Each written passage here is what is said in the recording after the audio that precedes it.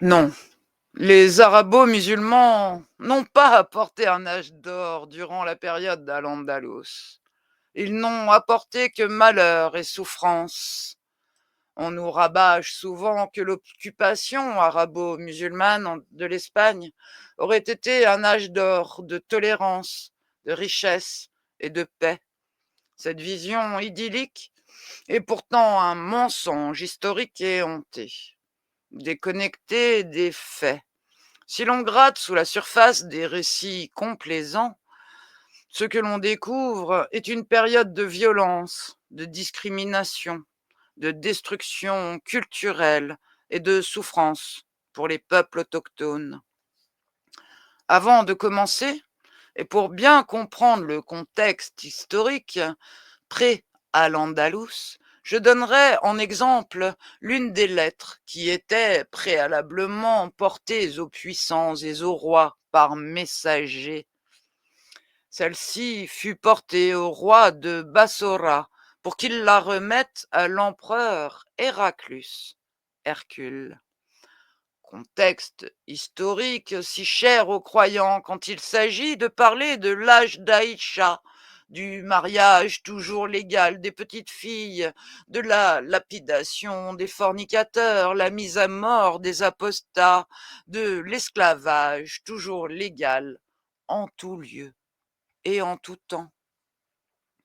Al-Bukhari rapporte: au nom d'Allah, le clément, le miséricordieux, lettre de Mohammed, le serviteur et messager d'Allah, à Hercule, le roi des Byzantins. Que la paix soit sur ceux qui observent la droiture.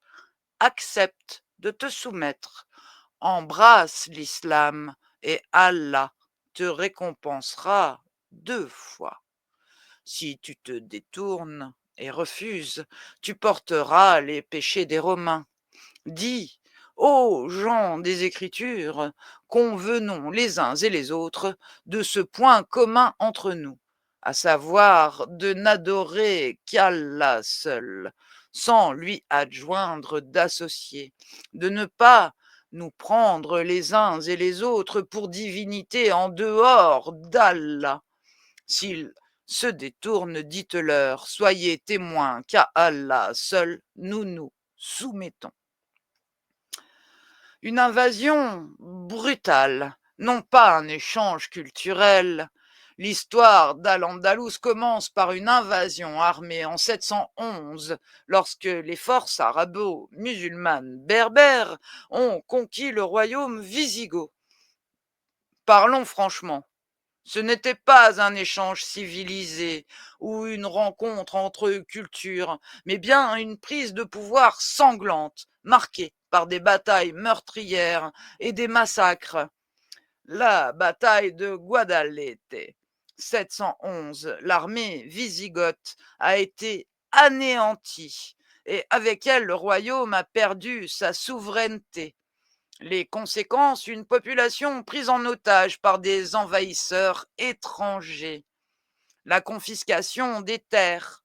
Les terres furent arrachées aux propriétaires locaux pour être redistribuées à l'aristocratie musulmane et à leurs alliés.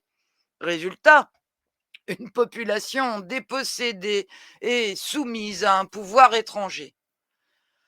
La richesse d'Al-Andalus, un pillage, des razzias, pas du tout une prospérité partagée.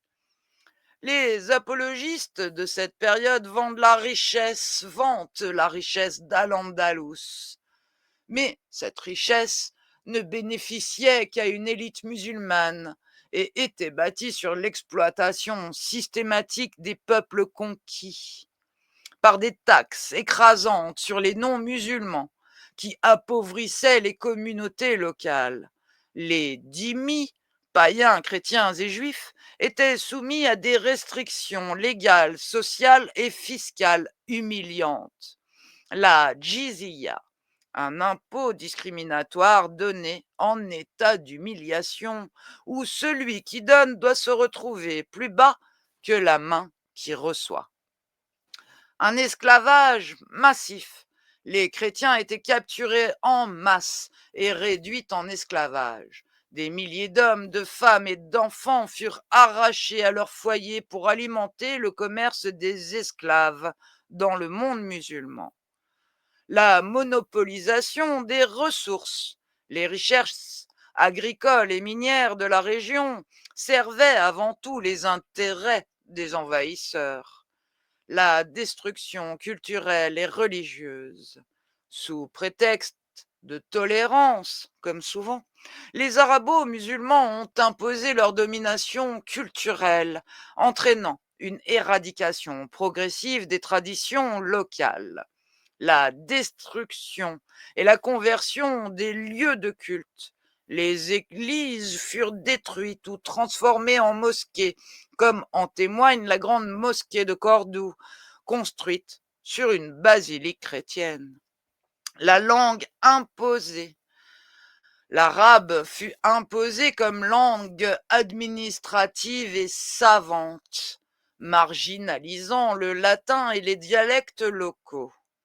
Le bilan, une assimilation forcée et une perte irréparable du patrimoine autochtone.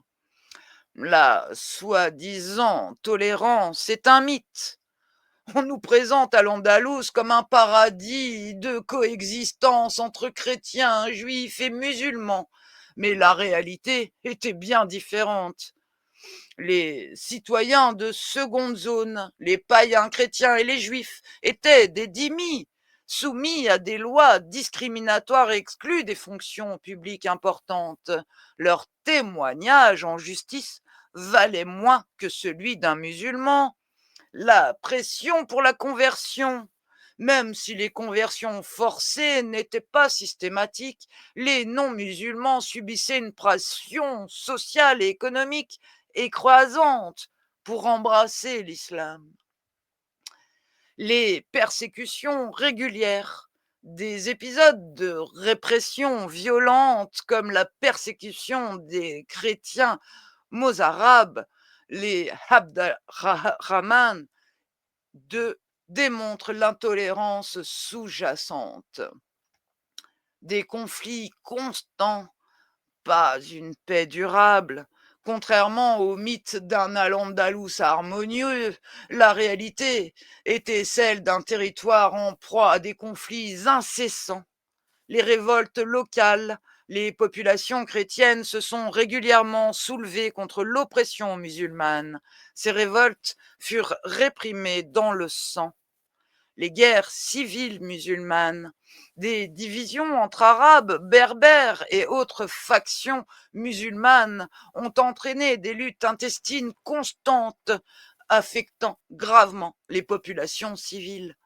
Les raids contre les royaumes chrétiens du Nord, les incursions armées perpétuelles dans le nord de l'Espagne semaient la terreur, la destruction et la mort. Un héritage surestimé. Certes, Al-Andalus a produit quelques rares figures intellectuelles comme Averroès, considéré à l'époque comme le plus grand des athées, et Maïmonide, un rabbin et philosophe séfarade qui devient l'un des érudits de la Torah les plus prolifiques et les plus influents du Moyen Âge. Mais ces figures souvent proclamées de nos jours ne sont pas musulmanes, et elles sont des exceptions, pas des règles. L'essentiel de la population vivait dans des conditions précaires, victimes de discrimination et d'exploitation. Argument solide contre le mythe de l'âge d'or. Une culture élitiste. Les avancées scientifiques et philosophiques ne concernaient qu'une infime partie de la population musulmane. Les dhimmis en étaient largement exclus. L'héritage gréco-romain oublié.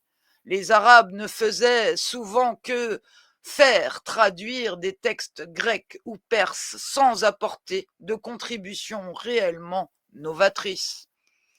La vérité sur Al-Andalus, malheur, injustice et souffrance Loin des récits enjolivés d'un prétendu âge d'or, l'histoire de la conquête arabo-musulmane d'Al-Andalus est celle d'un territoire ravagé par les guerres, les discriminations et les oppressions.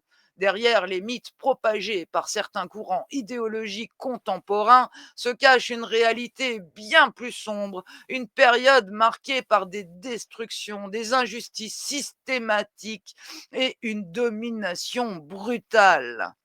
Revenons sur les conséquences réelles de cette période, les conséquences dévastatrices de la conquête arabo-musulmane, la perte de souveraineté, la chute du royaume wisigoth a supprimé les institutions politiques locales, plongeant les populations dans un système étranger imposé par les conquérants.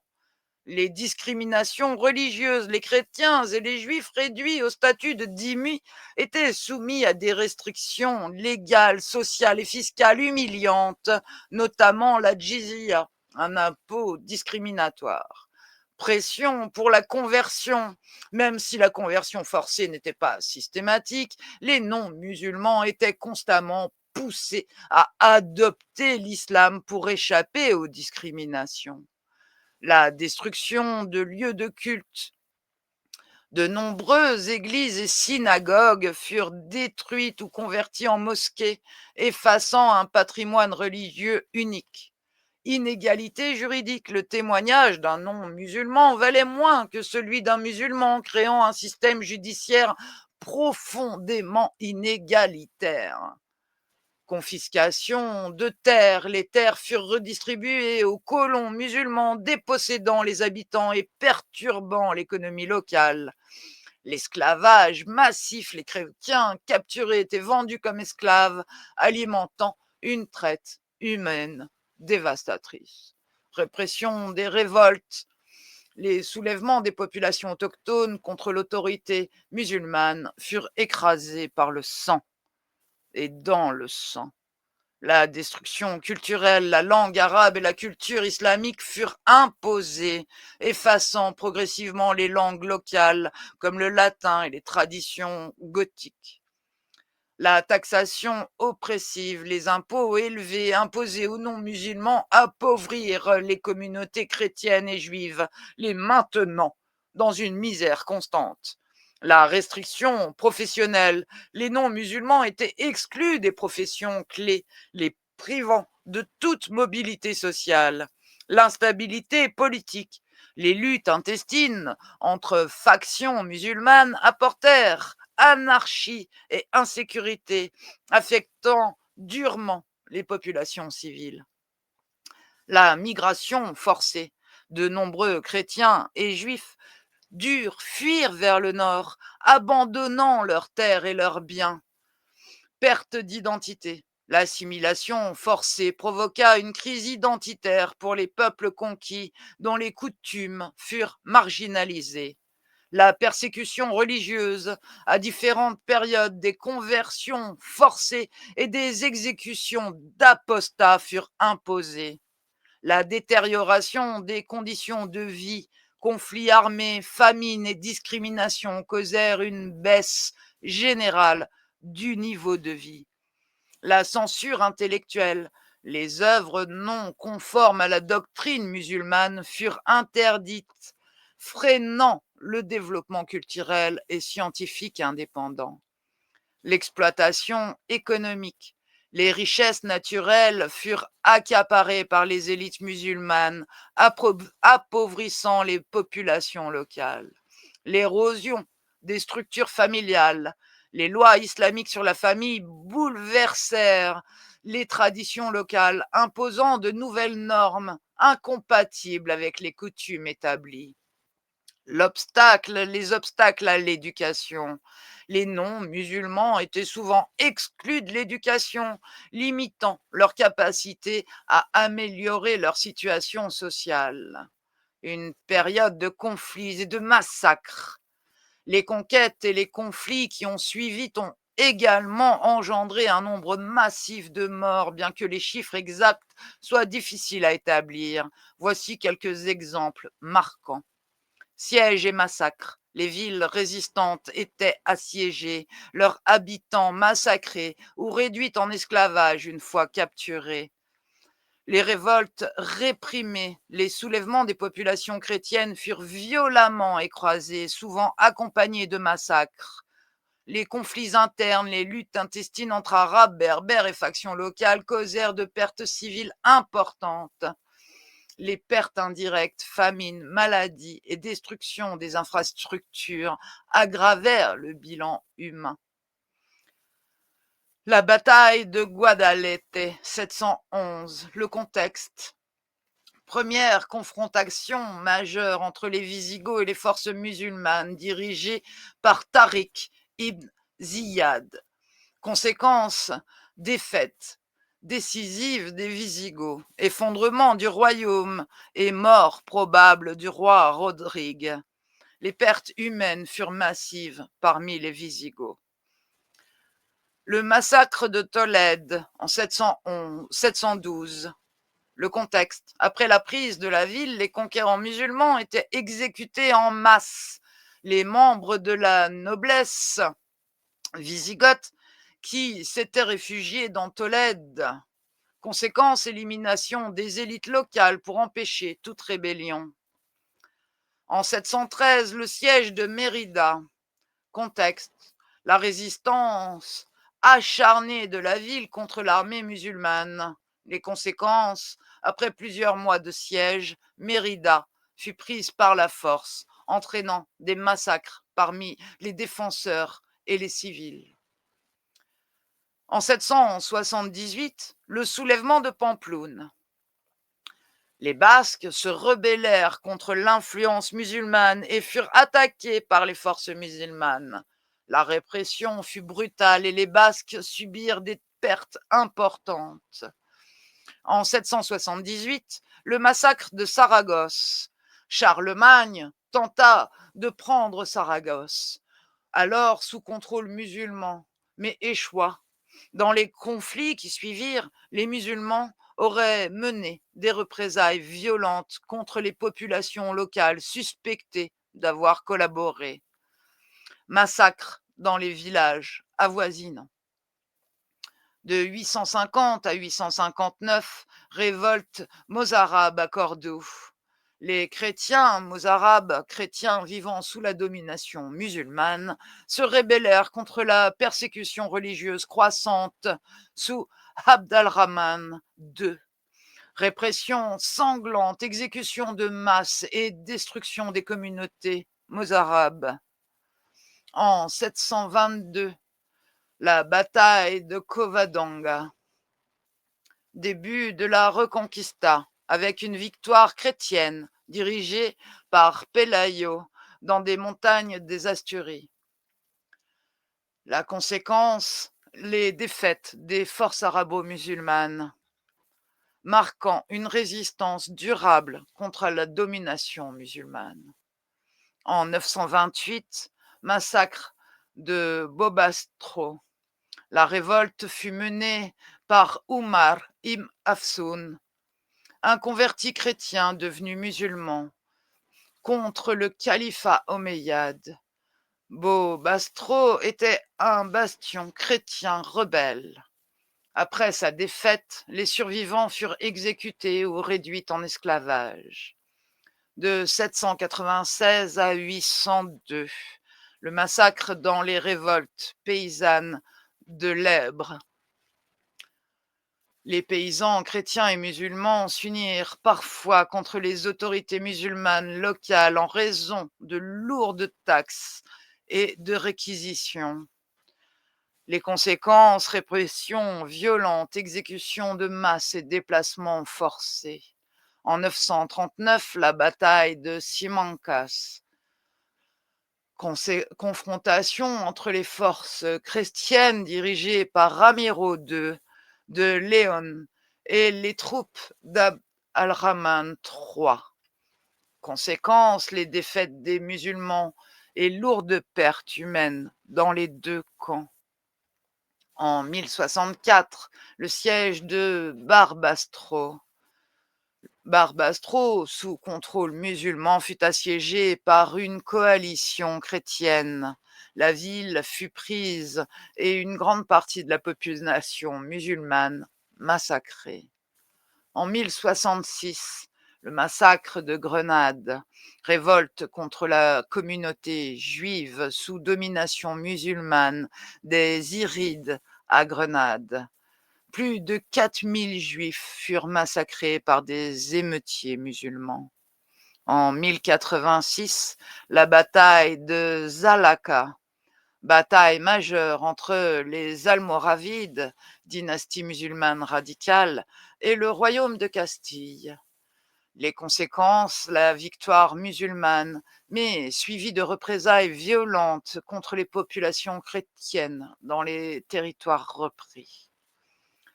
12e et 13e siècle, révolte almoravide et almohade.